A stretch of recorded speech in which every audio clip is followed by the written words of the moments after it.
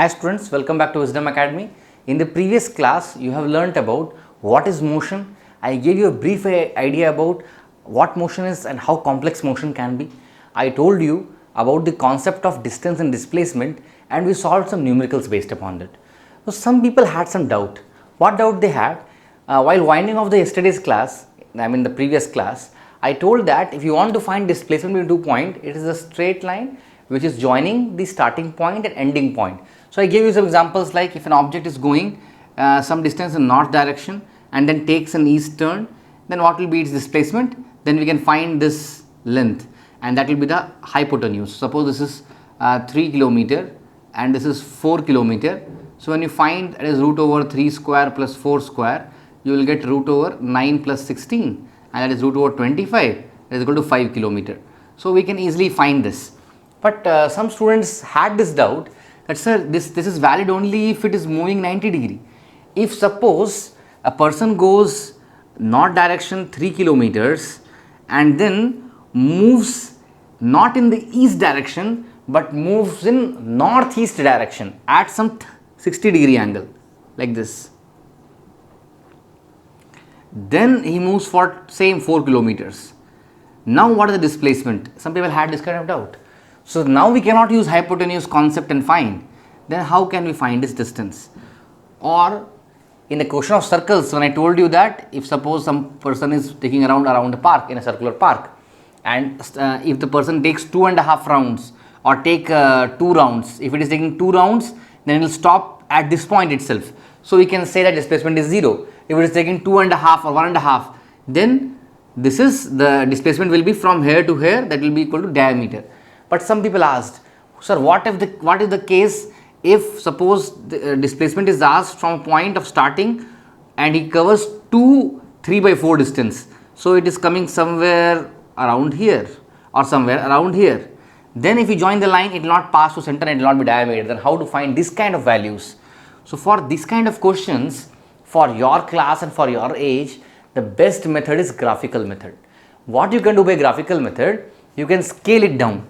Suppose they have given 3 kilometer and 4 kilometer, you assume that 1 kilometer is 1 centimeter. Then what you can do, on your graph sheet, you would have seen the graph sheet. So in your graph sheet, you can mark the axis, and from center point, every block is on 1 centimeter. So you can go 3 blocks here, 1, 2 and 3. Okay. Then again 4 in this direction. So 4 means 4 centimeter. So again you will go 4 blocks like this. Then by using the scale, if you measure this distance, this will give you the displacement, and definitely it will come as 5 only. Same way for this kind of questions, now what you can do, 3 units, you will take 3 units. So how you will draw, when you take from here, suppose from here I am taking 3 units coming somewhere here, and then 4 units in 60 degree. So from here I will keep a protractor and measure the 60 degree, and then I will take how many centimeter? I will take 4 centimeter. Then when I join these 2 points, whatever centimeter is coming on the scale, that much kilometers will be my displacement. And same thing I will do even for the circle. I will draw the whole circle on a graph sheet, and then I can easily measure what is the distance from here to any other point. So whenever this kind of questions are there, where you don't have a proper 90 degree to use Pythagoras theorem or displacement at the same point where it started, or at somewhere where we can use the center point of a circle, then you can take the help of graphical method. That kind of graphical method can save some time in putting your brain for calculation, and then it will give you the accurate answer also. Right. So with this, let us start today's class, and in today's class we are going to continue from where we left in the previous class and going to learn about speed and velocity. So I told you what is distance, what is displacement. I told you distance is the total path length covered by an object. I told the SI unit of distance is meters. I told that distance is scalar quantity. I also said you that velocity, it is the displacement, it is the shortest distance between 2 points, and I said it is a vector quantity. Its SI unit is also meter. Today I am going to speak about speed versus velocity. Speed versus velocity. So till now, until this age, most of you would be thinking speed and velocity are almost same, because for a layman, when we speak, we'll say speed of the bike is 20 km per hour or velocity of the bike is 30 km per hour. We don't distinguish between speed and velocity till we learn about its concept. But hereafter, speed and velocity will not be same for you. It will become little different. So let us learn what is speed and what is velocity. So I said you that distance is scalar quantity. So you can, in simple words, if I say speed is linked with distance and velocity is linked with displacement. What I am saying, linked with, distance covered per unit time is known as speed, whereas displacement per unit time is known as velocity. So speed is distance per unit time, and what is velocity? Displacement per unit time. So now let us see, I will write this formula speed. So speed is equal to distance by time. So what is the SI unit of distance? I told you it is meter. SI unit of time is second. So the SI unit of speed will be meter per second. SI unit of speed is meter per second. And distance is a scalar quantity. Time is obviously a scalar quantity. So it is a scalar quantity. Speed is a scalar quantity. On the other hand, if I talk about velocity, I just wrote there, what is velocity? Velocity is displacement by time. Displacement per unit time. And what is the SI unit of displacement? Meter. Time is second. So I can say meter per second is the SI unit of velocity. So SI unit here also is meter per second. Since displacement is a vector quantity, velocity is a vector quantity. It is a vector quantity. So now what is the difference between distance and displacement? You know, distance is a scalar, displacement is a vector quantity. Same way, speed and velocity. Speed is a scalar quantity, velocity is a vector quantity. Speed is distance per unit time, velocity is displacement per unit time. Speed SI unit is meter per second, as well as this SI unit of velocity is meter per second, right? So whenever we talk about something moving with respect to its direction, we will use the word velocity. And whenever we are not concerned about the direction, then that will be called as speed. In simple words, if I say you, then velocity is nothing but speed with direction. So you will learn in higher classes that velocity, that is speed, is the magnitude of velocity. What is the real meaning of this will come in the higher classes, but now you understand that velocity means speed with some direction. Now when we have learned about what is distance, what is displacement, what is speed and what is velocity, let us learn about average speed and average velocity. So before starting this, just take this example. Let this be point A, and a person is moving from point A to point B, which is 5 km in 1 hour. Then he moves from point B to point C, which is 2 km in again 1 hour. Then he moves from point C to point D, which is 10 km in 2 hours. From A to B, the speed is, see, distance is 5, time is 1, so it is 5 km per hour. Here from B to C, distance is 2, time is 1, so again 2 km per hour. And here distance is 10, time is 2, 10 by 2, 5, again 5 km per hour. So when the body or the object is moving from A to D, its speed is different, 5 km per hour, 2 km per hour, again 5 km per hour. So in that case, if you want to find what was the average speed of his travel, the easiest way of finding average speed is, the formula of average speed is equal to, average speed is total distance covered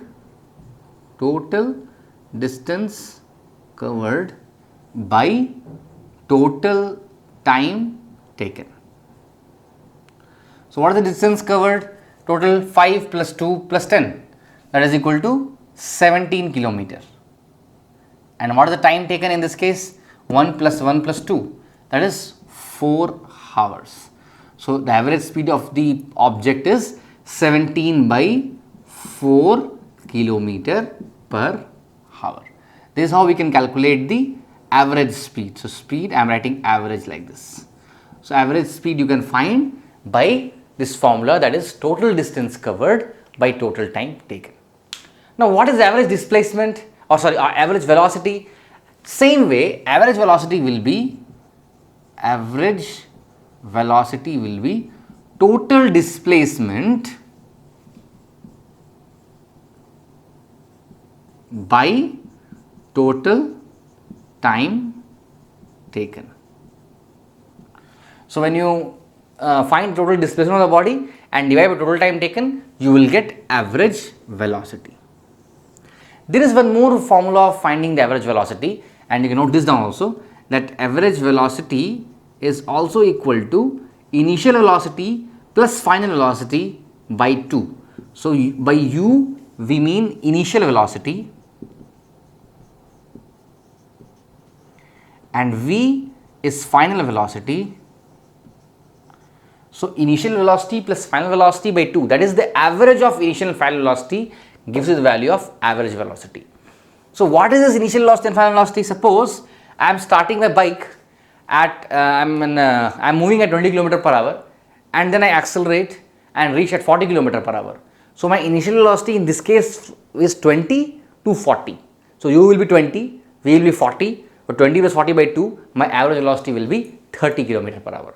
So remember this, u is used for initial velocity, v is for final velocity, and average velocity is u plus v by 2.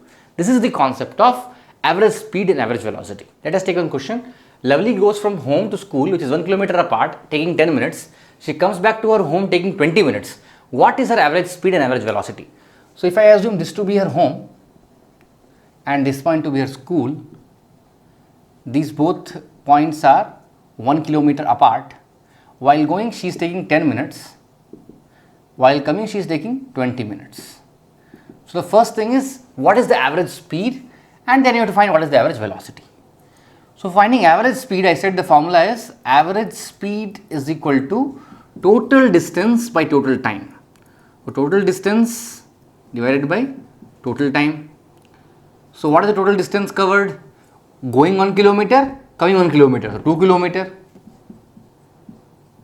And for going 10 minutes, coming 20 minutes, it is 30 minutes. Remember that if you are taking meter as distance, then time can be taken in seconds. But if you are taking distance in kilometer, as per the convention should take time in hour. So 2 kilometer, time taken is 10 minutes plus 20 minutes, 30 minutes, and 30 minutes can be written as half an hour. So 2 by 0.5 hour, 2 kilometer and 0.5 hour. So when you multiply, when you do this, you will get 4 times. So average speed comes to be 4 kilometer per hour. So her average speed of walking comes to be around 4 kilometer per hour. What is the average displacement? Average velocity. What is the average velocity? We know the formula is total displacement by total time. What is the displacement of her? Starts from here, goes here, comes to the same point. Displacement, isn't it 0? 0 by time is 30 minutes, 0 by anything is 0. So answer is 0. So remember that average velocity became 0 because displacement was 0. Let us see one more question. Lovely goes from home to mall on her scooty at an average speed of 50 km per hour. While returning due to the heavy traffic, her average speed becomes 20 km per hour. What is the average speed during the complete trip? So what I say you, please pause the video now, take your notebook and pen and start solving this question. After you are getting your answer, resume the video and then again see the answer. Have you done that? Okay. Let us see whether you have done right or wrong. So with my experience, if I say, many students will frequently do mistake in this kind of questions, and this kind of questions are frequently asked in school exams also. So this kind of questions, please see what is the way of doing. So Lovely, fond of traveling here and there. So she goes again from home to mall, and while going, her average speed is 50 km per hour. While returning, her average speed is 20 km per hour. We are not knowing about what is the distance between home and mall. Neither we are knowing how much time she has taken to go from home to mall or from mall to home. So what I will do, I will take the distance between this home and mall to be x. Right? We know that average speed is equal to total distance by total time. Now I know what is the average speed or going. Distance I have taken as x, and total time I can find from this. So for going, that is when she is going from home to mall, or I write for going from home to mall. What is the average speed? 50. What is the distance covered? X. So we can find what is the time taken. Let it be T1. So from here I will get T1 is equal to x by 50 hour, because it is in kilometer per hour. I have taken to be x kilometers. So it will be x by 50 hours. Same way for returning from mall to home. What is the speed? 20. Distance remains same x, and time taken is T2. So what you will get the time of returning? It will be x by 20 hour. Now let us see what is the average speed for the trip. So average speed of trip, total distance covered is how much? X plus x, that is 2x, or I will write like this itself, x plus x, x plus x, and total time taken is T1 plus T2, T1 plus T2. What is x plus x? It becomes 2x. What is T1 plus T2? X by 50 plus x by 20. So what is LCM? You take the LCM, LCM will become as 100. So if I take the LCM as 100, it will become 50 into 2 times, so 2x, plus 20 into 5 times, so plus 5x, isn't it? So what you will get, if you see here, you will get this value as 2x by 7x, and 100 will come above. X gets cancelled, and I get 200 by 7. Approximately, if I want to find, 7 to the 14, 6 0, 7 8 the 56, 0.4, so 7 5 the 35, approximately 28.5 kilometer per hour.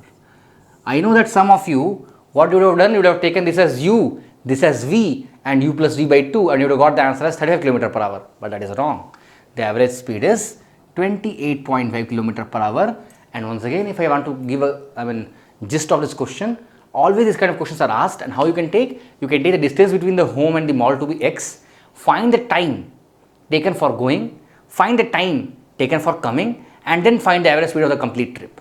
That will be equal to total distance covered by total time taken, and then you will get the correct answer. So these kind of questions very frequently asked in examination. Please practice how much you can. Even this kind of questions are given in your textbook. Inside a textbook it is given.